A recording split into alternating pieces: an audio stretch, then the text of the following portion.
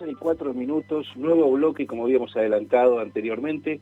Voy a tener el enorme gusto de conversar con Ricardo Aronski, que es licenciado en Economía por la Universidad de Buenos Aires y magíster en Relaciones Internacionales por Flaxo.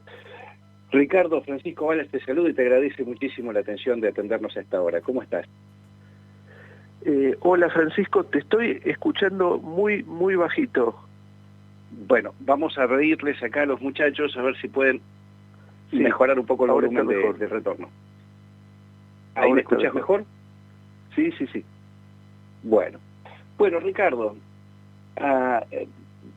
hecha la introducción del agradecimiento de tu tiempo, me parecía que arrancar con una pregunta muy concreta respecto a lo que es la coyuntura, pero que podríamos extrapolar lo que ya es más que coyuntura, que es la discusión que está ausente, yo diría, en términos de cuáles son los verdaderos desafíos que tiene la economía argentina, que enfrenta la economía argentina, y que da la impresión que el gobierno de Alberto Fernández rehúye a la posibilidad de un debate abierto, por lo menos hacia adentro de la propia fuerza. Y me refiero puntualmente a su negativa de discutir en el ámbito del Congreso, dada por perdida, la disputa o la discusión sobre un posible aumento de retenciones y el desacople, que luego me dirás si es oportuno o no, si es la solución o no, pero quería arrancar más que todo por una pregunta más de índole política-económica, para luego avanzar en otros ejes. ¿Qué te ha parecido esta reacción del gobierno respecto a esta casi imposibilidad de poder enfrentar, aún a costa de, quizás no salir airoso, un debate que parece inevitable? Sí, mirá, me parece un muy mal mensaje, tanto para adentro del Frente de Todos como hacia afuera, hacia sus adversarios políticos, ¿no? Porque hay como un tema de fondo que el gobierno debería darnos a nosotros, es decir, a la mayoría de la población, una garantía, que es que se va a ocupar, como sea, de que los alimentos sean accesibles. Después se pueden discutir las formas, los instrumentos, los criterios, pero me parece que está faltando como una cuestión elemental, que es que el gobierno diga: nosotros, como gobierno nacional y popular, no vamos a permitir, no vamos a tolerar que en la Argentina haya hambre o que los precios de alimentos necesarios para la salud pública estén a precios inalcanzables. Ese me parece que debería ser la gran definición de todos los líderes del gobierno, que me parece que en eso se podrían poner de acuerdo. Y una vez dicho esto, es decir, no se va a tolerar una situación de hambruna inducida, innecesaria. Este no es un país que tiene que importar alimentos y los alimentos están carísimos y sonamos, sino que se producen acá, pueden ser accesibles para todo el mundo y además quedan saldos exportables.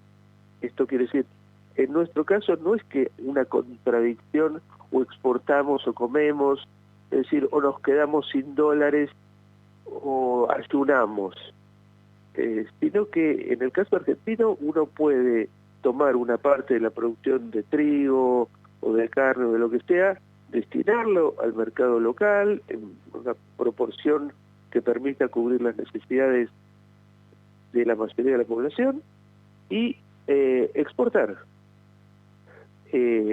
Porque el tema de nuestro sector externo, el tema de que nos faltan dólares, que estamos endeudados y que por lo tanto hay que vender más afuera, no se resuelve con que la población pase hambre. Es decir, la dimensión de la deuda externa argentina es tan grande que no tiene sentido tomar o dejar de tomar medidas, porque eso teóricamente desalentaría a los exportadores.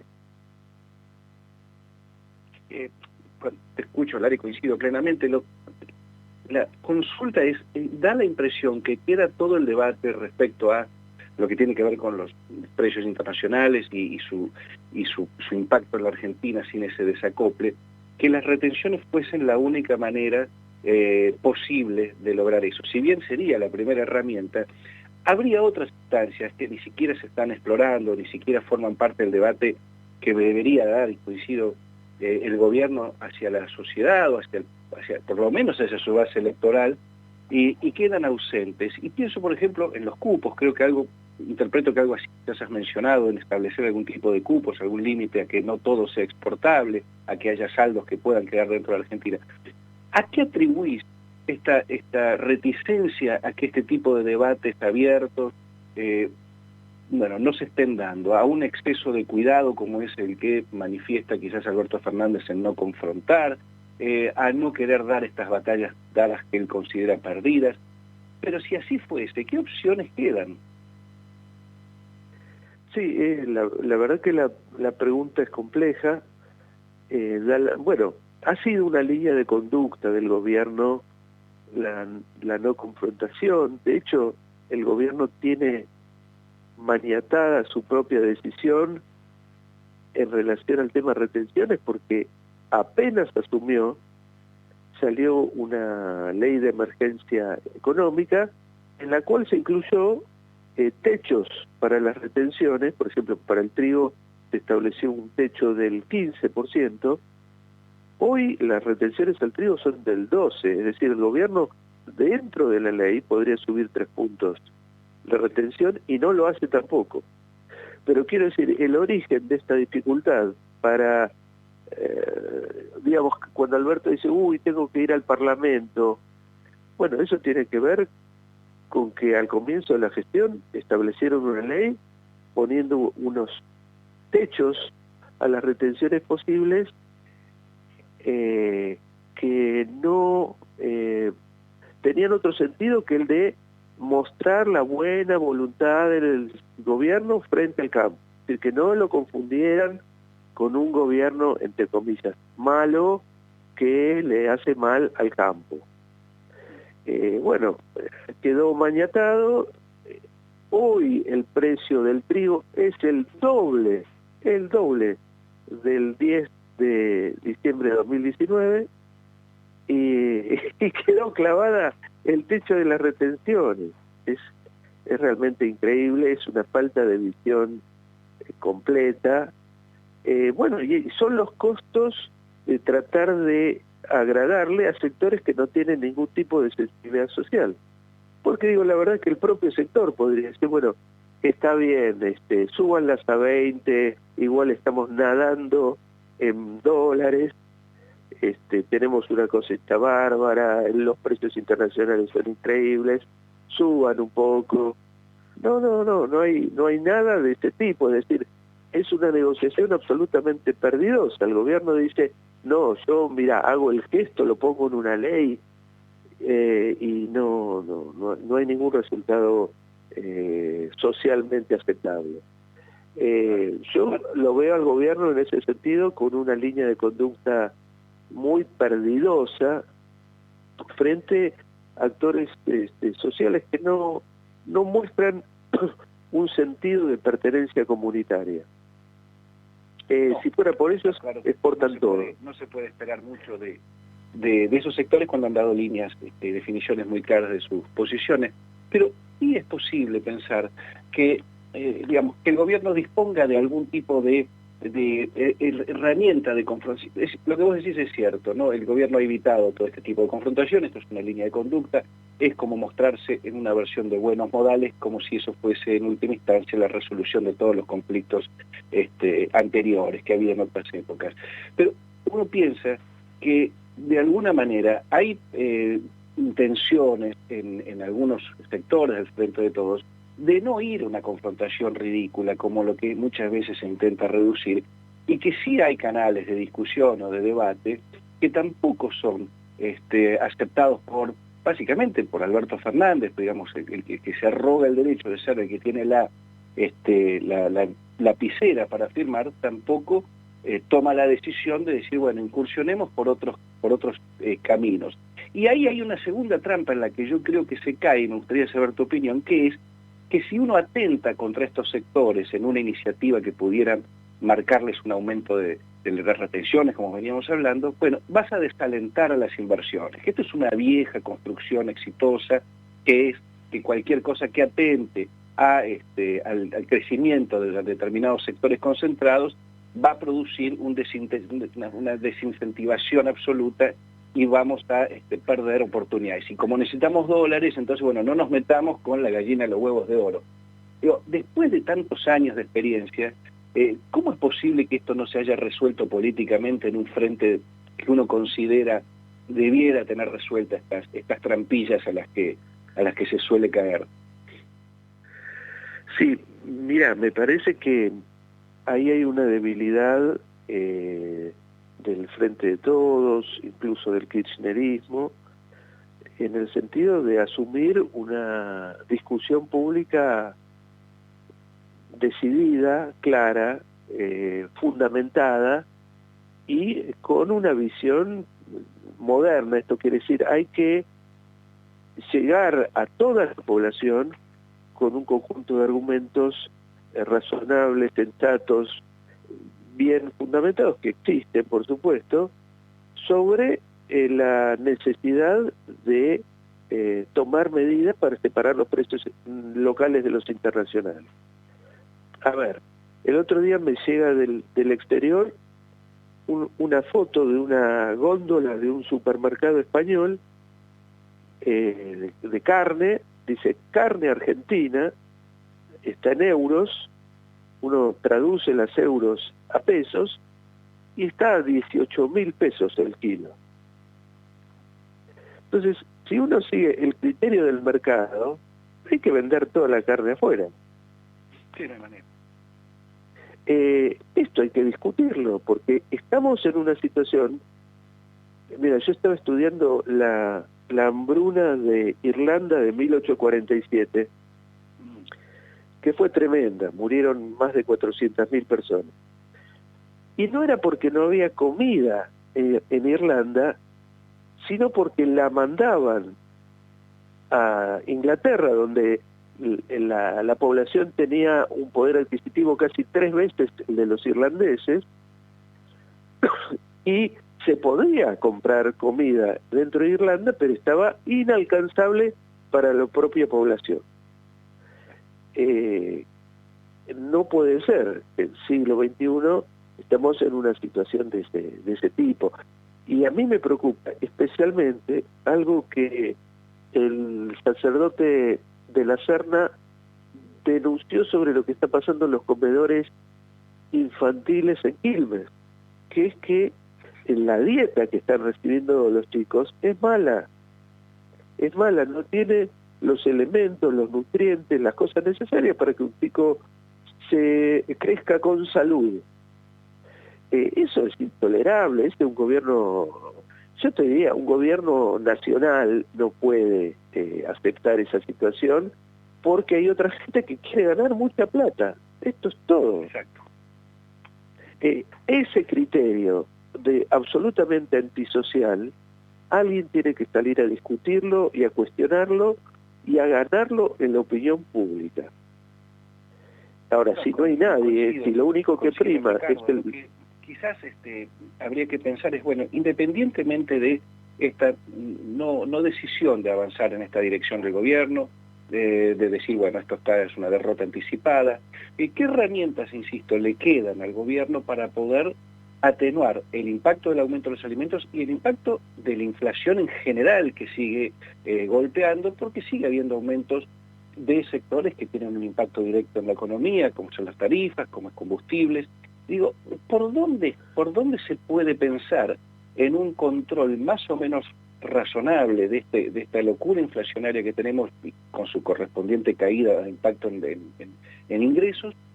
Si se resigna, imaginemos que se resigna, o el gobierno resigna esta política de retenciones de desacople, ¿por dónde ves que sea posible entonces tener realmente una reducción de este nivel inflacionario o una mejora de ingresos si no se toca nada de lo sustancial? ¿Cómo vendría a suceder algo mejor?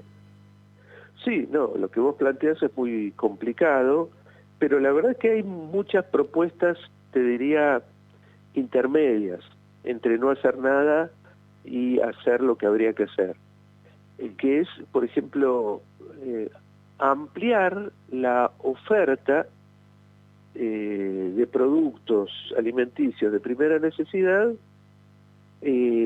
tanto por la vía de aumentar las fuentes de distribución, es decir, armar muchos más canales de distribución. Incluso hay un proyecto presentado en el Parlamento para hacer, digamos, 100 mercados centrales, es decir, aumentar muchísimo más la cercanía del productor al consumidor. También podría el Estado generar cadenas estatales de comercialización, dando pie a productores del interior, a cooperativas, a formas diversas de producción. Y también yo creo que el Estado, eso es más complicado porque eso hay que empezar a armarlo. El Estado puede producir bienes, puede producir alimentos. Si asumiera eso, de hecho en La Rioja se está haciendo, la provincia de La Rioja hay una serie de emprendimientos productivos estatales, eficientes, modernos y que están produciendo alimentos para los riojanos. Hay que estudiar esta experiencia, pero si uno no puede pensar por fuera, digamos, de los límites establecidos por los grandes intereses, no se le va a ocurrir nada. Indudable, es la preocupación. Y recuerdo esto que mencionás, que es un proyecto, lo de las ferias, lo del espacio de los áreas, en áreas municipales, que ya viene desde el año 2014. Si mal no recuerdo, creo que, no sé si fue Augusto Costa, mismo Kicillof, que mencionaba la necesidad de abrir esos espacios.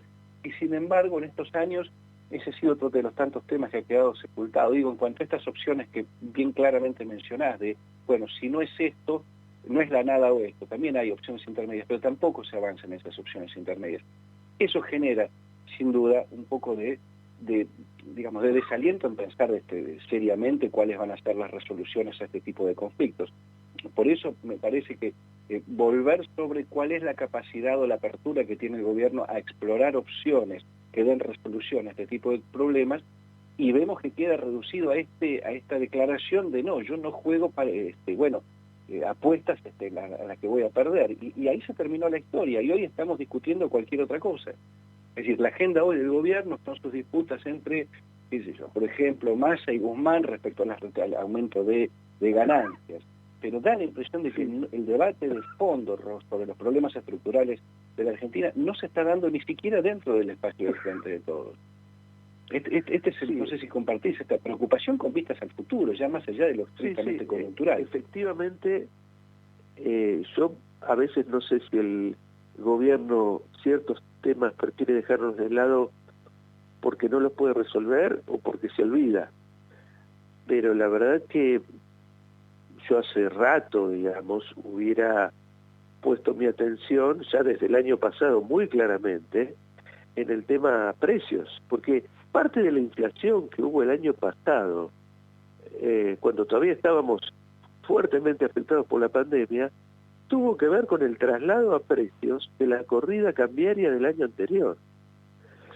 Entonces, hay cosas que se saben, hay cosas que se observan en el momento, y no se actúa con la velocidad, con la premura, como si estuviéramos viviendo en un país con todas las necesidades satisfechas y por lo tanto no hay que preocuparse demasiado de las cosas, pero en nuestro caso la aceleración inflacionaria la vimos el año pasado, nos empezamos a enterar el año pasado que había una oleada de inflación internacional, ni que hablar que cuando estalló la guerra entre Rusia y Ucrania era una señal, había que prender la luz roja claramente porque el impacto era evidente, cualquier persona que sabe algo de economía internacional sabe que se venía un impacto, y ahí está el gobierno, ¿no? Como enterándose y comentando y esperando. Bueno,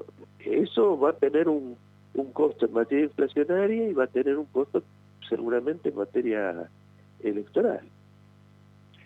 Ricardo, para no ir sacándote mucho más tiempo, pero me gustaría concluir con lo siguiente, hay una tendencia en ciertos sectores, incluso de economistas cercanos al frente de todo, de promover un aumento en las exportaciones, recurriendo bueno a lo que es la minería, la explotación offshore, bueno, una serie de espacios posiblemente, sin duda, potenciales de explotar, pero que todavía tienen por lo menos por delante un tránsito para poder lograr esos objetivos que no es en lo inmediato.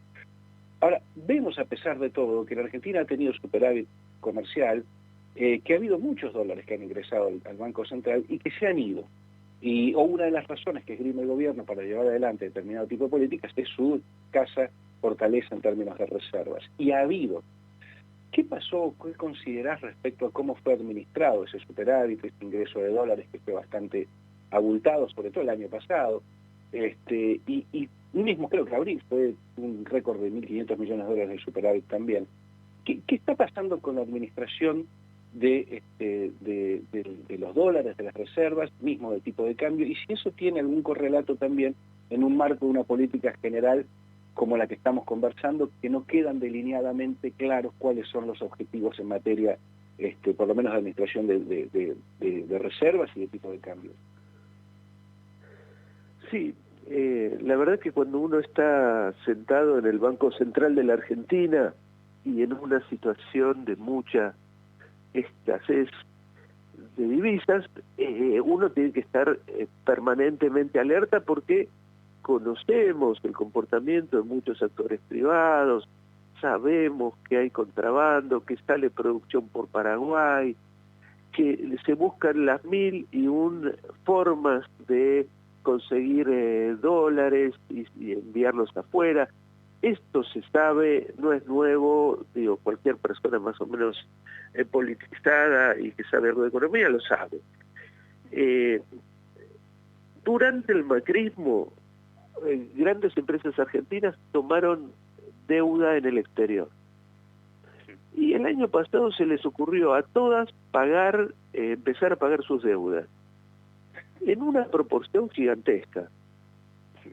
Después de varios meses de que venía pasando esto, el Banco Central tomó nota y les dijo, bueno, no pueden, refinancien parte de estas deudas, no pueden querer ahora pagar todo comprando y despojándonos de las reservas. Tardó mucho en tomar esa medida. Disculpame, comprando dólares a tipo de cambio oficial. Claro. O sea, el gobierno le suministraba dólares a tipo de cambio oficial para que ellos teóricamente pagaran sus deudas con el resto del mundo. En muchos casos todo eso hay que investigarlo porque son deudas a veces con casas matrices, a veces con empresas asociadas, a veces con empresas fantasmas, es decir, todo eso es un mundo completamente sospechoso. Y este año lo que empezó a pasar es que empezaron a sobreestoquearse con importaciones, es decir, las importaciones pegaron un salto brutal porque le dicen, bueno, necesito comprar en el exterior mucho, así que le están sacando dólares a lo loco al Banco Central. Hay de vuelta, hay que revisar... Que te interrumpa así, medio abruptamente sobre eso, pero digo, ¿cómo es posible cuando algo que es obvio y se va de suyo, que eso es inviable en un momento donde el país tiene serísimas dificultades, que esos controles ya ni siquiera le diría que sean laxos? ¿Qué lógica impera ahí? Y hablo de la buena fe, no estoy infiriendo en esto ninguna maniobra oscura, nada, pero ¿qué es eso? Es ingenuidad, es incapacidad, es no darte cuenta que te están pasando por arriba, te están vendiendo, qué sé yo, cualquier cosa para poder sacar dólares a un precio ridículo, como es la diferencia entre el tipo de cambio oficial y ello, y se permite. Digo, ahí, ¿qué es lo que está pasando? Que sinceramente es incomprensible. Sí, hay dos elementos. Un elemento de tipo técnico, si vos querés, que es ir detectando los movimientos irregulares. Que ahí uno tendría que tener, digamos, la suficiente cantidad de gente siguiendo todas estas cosas con muchísimo detenimiento, cruzando información con INDEC, cruzando información con AFIP. Es decir, no puede ser que te aparezca una empresa menor y te diga tengo que importar por 300 millones de dólares. ¿Cómo es esto? ¿Qué pasó? Esa es una parte. La otra es la decisión política, que en vista de todo lo que viene haciendo el gobierno en relación a no pelearse con los sectores más concentrados, bueno, acá también hay una especie de demora, de reacción lenta, que te cuesta en términos de pérdida de reserva. Es muy gracioso porque el Fondo Monetario Internacional te está pidiendo que juntes reservas. En realidad el fondo te pide que juntes reservas para pagarles a ellos. Sí, para ellos. Sí. Y los sectores privados se las arreglan para ir sacándole divisas al Banco Central para ellos. Ahora, para el pueblo argentino, es decir, para que se nos estabilice la economía, para que termine la especulación con el dólar, para eso no hay dólar. Realmente es llamativo y por eso te lo planteaba, y no en términos irónicos, decirte qué están haciendo. Todo. Es que cuesta realmente, Ricardo, porque digamos el nivel de la crisis es de una gravedad importante. El problema de la falta de dólares, ya no sé por dónde se puede explicar para que alguien lo entienda, es de una gravedad enorme históricamente. Y bueno, vos ves esto que mencionabas, ¿no? 2 años donde se han ido por este tipo de mecanismos, algo que era fundamental para estabilizar o para poder tener un ancla en la economía y a partir de ahí producir algún tipo de cambios que no se da y que ves esa laxitud sobre la que no se pone discusión. Entonces, bueno, me parece que esto que estás adelantando o explicándonos ratifica esta preocupación por lo pronto y bueno, y que no se le ve, por lo menos en lo inmediato, yo particularmente, creo que es varios, un cambio de actitud, porque también estaría inscrito, me parece, en la lógica de que no hay que confrontar tampoco con aquellos sectores empresariales o que pueden requerir de este tipo de cosas. Es decir, otra vez me parece, y con esto concluyo para saber tu opinión, que no cuenta la mía, sino la tuya, si no está todo rodeado bajo una lógica de no confrontemos porque ese es el camino que llevaría a mayores complicaciones.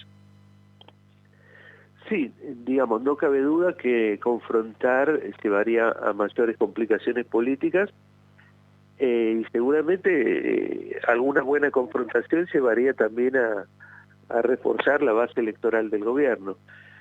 Pero aparte me parece que hay como un punto de partida que es incorrecto, que es, suponete que vos en la Argentina tenés una clase empresarial de primera, gente que está desesperada por invertir, por generar riqueza, por producir empleo, por exportar, y entonces vos decís, bueno, no quiero alterarlos, no quiero inquietarlos, porque están en plena tarea de inversión, exportación, están cambiando el país. Pero si no es así esta clase empresarial, si no tiene esas características, sino que muchas veces gana a costa del resto de la sociedad, entonces esa idea de no inquietarlos termina siendo una idea que no les sirve, por supuesto, a la sociedad ni al gobierno. Y me parece que ese es el problema de base, que hay una especie de idealización sobre con qué tipo de empresario estamos trabajando. Otro de los grandes temas. Bueno, Ricardo, no te saco más tiempo, para mí es un enorme placer escucharte, sé que para los oyentes de este programa también. Quedará para una próxima una pregunta que me gustaría, sobre todo por tu experiencia en 2 ámbitos como es la economía y las relaciones internacionales, te propongo tratar si la Argentina no ha sido el país más castigado en términos de neoliberalismo en el mundo, si las consecuencias de declinación de la Argentina vía políticas neoliberales no fueron las más crueles en todo el mundo. Pero lo dejo para que lo pensemos y lo charlemos otra oportunidad. Muy interesante el punto. Ricardo, un gran gusto y mil gracias nuevamente por tu tiempo. Bueno, un abrazo, Francisco, un gusto haberte escuchado. Un abrazo grande. Bueno, estábamos en comunicación con Ricardo Aronski, licenciado en Economía de la Universidad de Buenos Aires, magíster en Relaciones Internacionales, a quien uno lee y sigue, porque es claro, porque tiene una lectura muy amplia sobre los problemas de la Argentina y como siempre, los problemas locales son vistos y entendidos mejor con una perspectiva internacional. Eso ya lo decía alguien, no lo digo yo. Nos vamos a escuchar un poquito de música y seguimos ya con el programa.